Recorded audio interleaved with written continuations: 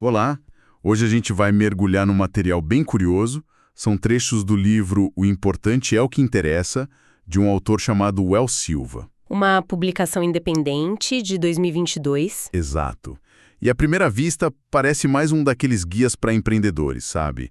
Mas quando a gente abre, a abordagem é bem diferente. Totalmente. É uma mistura de filosofia com psicologia, umas dicas práticas e um foco quase obsessivo na questão da mentalidade. Sim, e o que me chamou a atenção logo de cara foi a tentativa de mudar o ponto de partida. Como assim? A maioria dos livros de negócios começa com encontra um problema no mercado, né? Aham. Este aqui começa com arrume a sua cabeça primeiro. O autor cria uma linha, assim, bem inusitada para construir o argumento dele, conectando o filósofo estoico Epicteto, isso, com figuras super atuais tipo Simon Sinek, Robert Kiyosaki. A proposta é que, para construir algo fora, você precisa primeiro se construir por dentro. Perfeito. Então a nossa conversa vai seguir essa lógica. Primeiro, vamos tentar entender o que é essa tal de filosofia empreendedora. Certo? Depois a gente vê como o livro propõe sair da teoria para a prática, os primeiros passos, e por fim, por que o autoconhecimento é tratado como o alicerce de tudo isso. Combinado. Acho que o melhor lugar para começar é pela escolha mais ousada do autor, sabe? Começar um livro de negócios com Epicteto, um filósofo estoico, é no mínimo uma declaração de intenções. Com certeza. A citação que abre o livro é: não se extase frente a uma excelência que não seja a sua própria. A minha primeira impressão é que o autor quer dizer que o campo de batalha do empreendedorismo é a nossa mente, sabe? Muito antes de ser o mercado. Concordo. E acho que vai até um pouco além.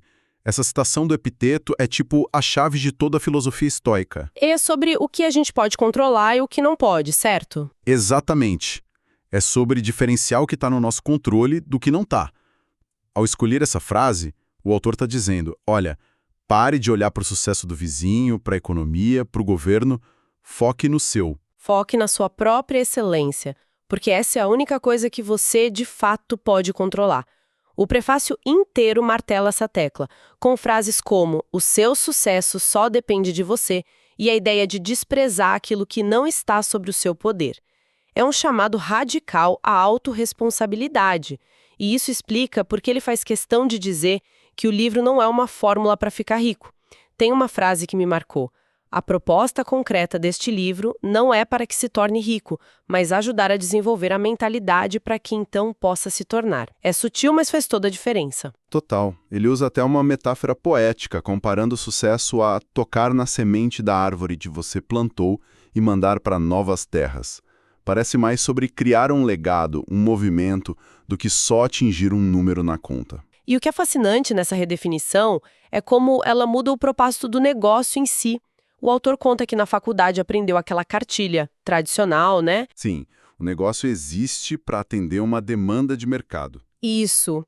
Mas a experiência, segundo ele, mostrou outra coisa. Ele conclui que empreender é, na sua essência, desenvolver pessoas. O produto ou o serviço é só o veículo para essa transformação. Então o sucesso do negócio estaria atrelado a isso? Nessa lógica, sim. É medido pela capacidade que ele tem de provocar uma evolução no cliente e, claro, ao fazer isso, o próprio empreendedor evolui junto. O foco muda do o que se vende para o porquê e para quem. Essa ideia de redefinir o propósito é poderosa. Mas por onde alguém começa?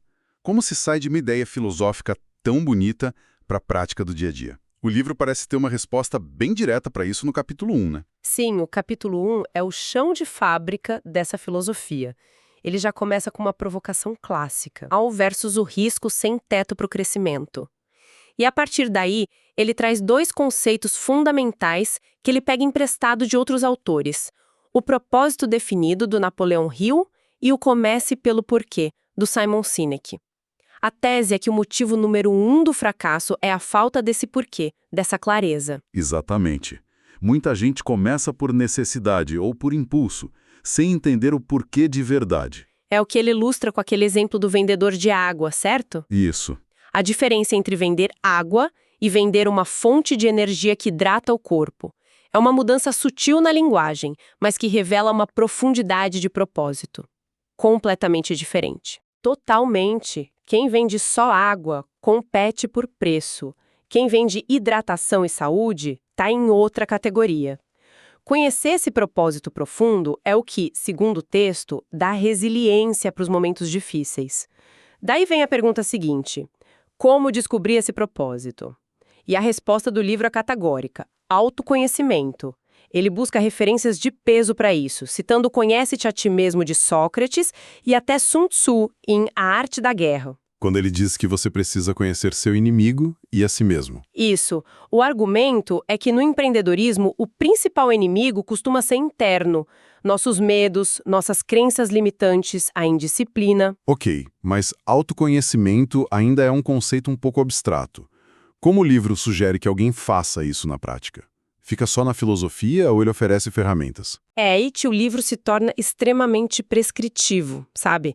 Ele apresenta uma lista do que chama de atividades primordiais. É quase uma rotina matinal para o sucesso. Tipo o quê? A lista inclui meditação, afirmações ou oração, escrever um diário, visualização, leitura e exercícios físicos. E o interessante é que essa lista não é aleatória. Cada atividade tem um porquê. Exato. Cada atividade é uma ferramenta para construir um pilar da mentalidade que ele defende. Consegue dar um exemplo? Para ficar mais claro? Claro. Pensa na meditação e na visualização. Elas são treinamentos diretos para o cérebro focar e adiar a gratificação. Ah, que é exatamente a habilidade testada no experimento do marshmallow, que ele cita mais tarde. Isso. E escrever um diário força a introspecção. É o conheça-se a ti mesmo, socrático na prática. A leitura te expõe a novas ideias, te tira da bolha. E os exercícios físicos, onde eles entram. Ele amarra isso com uma citação do Robert Kiyosaki: a preguiça reduz tanto a saúde quanto a riqueza. É uma visão holística, onde a disciplina do corpo alimenta a da mente, que por sua vez alimenta a saúde financeira. Um hábito reforça o outro. Peraí, então ele conecta isso tudo com o famoso experimento do marshmallow? Eu adoro esse estudo. Exato. Como exatamente ele faz essa ponte entre um doce para crianças e a mentalidade de um empreendedor adulto? Ele usa o experimento como uma metáfora perfeita para diferenciar a mentalidade de escassez da mentalidade de abundância. Lembrando, o teste oferecia um marshmallow para uma criança com a promessa de 1 segundo se ela esperasse uns minutos. Exato. E as crianças que esperaram, segundo os estudos que o livro cita, tiveram mais sucesso na vida adulta em várias métricas. O autor conecta isso direto à nossa cultura, personificada no ditado: melhor um pássaro na mão do que 2 voando. Pô, é verdade. Esse ditado é a mais pura expressão da mentalidade de escassez. A crença de que a oportunidade é limitada e que é melhor garantir o pouco que se tem agora do que arriscar por algo maior no futuro. Isso é muito forte. Porque ele também sugere que essa mentalidade pode não ser uma escolha consciente, mas algo aprendido. Ele menciona uma pesquisa que teria ligado a dificuldade em esperar pelo segundo marshmallow a crianças de famílias mais pobres. Isso. Isso tira um pouco da culpa individual, não? Não é que a pessoa seja impaciente por natureza, mas talvez ela tenha sido programada para pegar o primeiro marshmallow porque nunca teve a garantia de que o segundo viria. Exatamente essa é a provocação. O texto sugere que a percepção de escassez no ambiente molda o comportamento. E a partir daí ele classifica as pessoas em 3 grupos, numa escada de mentalidade financeira. Quais seriam? As que gastam dinheiro, que têm foco no presente imediato, as que o guardam, com foco na segurança e medo do futuro, e as que multiplicam, que focam na oportunidade e no crescimento.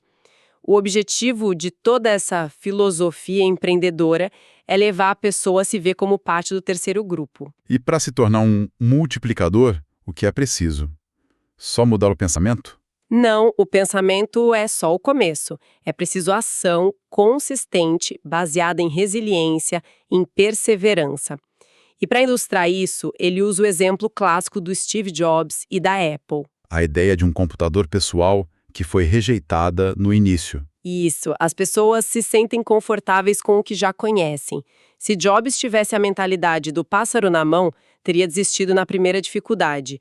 A perseverança dele, movida por um propósito claro, foi o que transformou a rejeição num sucesso gigantesco. A lição é que inovar gera desconforto. Gera. E é preciso ter uma mentalidade de abundância para acreditar que há dois pássaros voando e que se é capaz de pegá-los. Entendi a parte da mentalidade, do trabalho interno. É uma base sólida. Mas a gente vive no mundo real, né?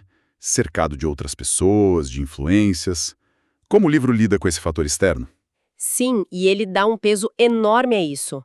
Para o autor, de nada adianta fazer a meditação, escrever o diário, se ao sair de casa a pessoa mergulha num ambiente que a puxa para baixo. É aí que entra a ideia de ambientalizar a vida. Exato. Ele parte daquela frase famosa que diz que somos a média das 5 pessoas mais próximas. E a sugestão do livro é brutalmente direta. Quer ser mais inteligente? Conviva com inteligentes. Quer ser rico? Tenha amigos ricos. Basicamente isso. É uma escolha consciente do círculo social e dos inputs que uma pessoa recebe, como livros e filmes. Isso me faz pensar imediatamente em quem são as minhas 5 pessoas. É um exercício desconfortável, mas, nossa, é incrivelmente revelador. De repente, a gente entende muito sobre as próprias atitudes. É desconfortável porque força a tomar decisões difíceis sobre relacionamentos. Mas a ambientalização não se limita a pessoas. Inclui os livros que se lê, os filmes a que se assiste. O livro é tão prático nesse ponto que oferece um kit de inspiração. Uma lista de referências. Sim, uma lista de personalidades brasileiras para seguir, como Geraldo Rufino, Flávio Augusto, uma lista de livros como Pai Rico, Pai Pobre, e até filmes como Fome de Poder. É quase um currículo para quem quer mudar de ambiente mental e social. E dentro dessa lista de inspirações, ele dá um destaque especial ao Rick Chester, que ficou famoso por vender água em Copacabana. Por que esse exemplo é tão importante para o argumento do livro? Porque o Rick Chester personifica a superação de barreiras, tanto internas quanto externas. E é nesse contexto que o autor faz uma de suas afirmações mais polêmicas. Qual? Ele diz textualmente: o vitimismo é apenas uma militância política e não cabe para quem quer empreender. Uma afirmação bem direta. Sim. E, independentemente de se concordar ou não com a formulação, a ideia que o livro quer passar é que o empreendedor precisa ter uma postura de agente, de protagonista, que busca soluções em vez de se fixar nos obstáculos. Essa afirmação reforça um tema que percorre todo o material, que é o da responsabilidade individual total. Com certeza. A filosofia que ele apresenta é essa mistura curiosa de idealismo com pragmatismo bem pé no chão. Como assim essa mistura? Por um lado, tem o idealismo filosófico, a crença quase mística no poder da mente, do propósito. Por outro, tem o pragmatismo realista, resumido em outra citação que ele usa, do Flávio Augusto. Espere o melhor, mas se prepare para o pior. Sonhar alto, mas com uma base de concreto. Exatamente. Com disciplina, bons hábitos e um ambiente favorável para aguentar as tempestades que, inevitavelmente, virão. Então, se a gente fosse amarrar tudo o que conversamos, a estrutura para empreender que o livro propõe é radicalmente diferente da convencional. Não começa com um produto ou um plano de negócios. Não mesmo. Começa com uma decisão de adotar uma nova filosofia pessoal. A partir daí, é um trabalho de dentro para fora. Definir o propósito, praticar o autoconhecimento, Reprogramar a mente para a abundância e, finalmente, construir um ambiente ao redor que sustente essa nova identidade. Perfeito. No fim das contas, a grande lição que fica deste material é que o empreendedorismo é, antes de qualquer outra coisa, um jogo interno. O sucesso financeiro e o impacto no mundo são vistos como consequências, quase um efeito colateral de se vencer essa batalha interior. E a originalidade está em costurar tudo isso. Sim, em costurar o estoicismo antigo com conceitos que ele associa à neurociência e conselhos de bilionários modernos. Ele cria um roteiro de transformação pessoal que ele posiciona como verdadeiro pré-requisito para o sucesso. E para a gente fechar, fica uma última provocação inspirada numa referência que o livro faz a Platão. A ideia de que todo o conhecimento e potencial já existem dentro de nós, sabe? Apenas esperando um gatilho para vir à tona. Isso. O autor compara ao filme Sem Limites, em que o personagem toma uma pílula que desbloqueia 100% da capacidade cerebral. Então a reflexão que fica é: Se esse potencial todo já está aí dentro, qual seria a nossa pílula pessoal? Qual seria o catalisador? Qual o ambiente, a decisão ou a informação que falta para desbloquear essa capacidade? E talvez a pergunta mais importante: o que exatamente agora nos impede de acessar esse potencial?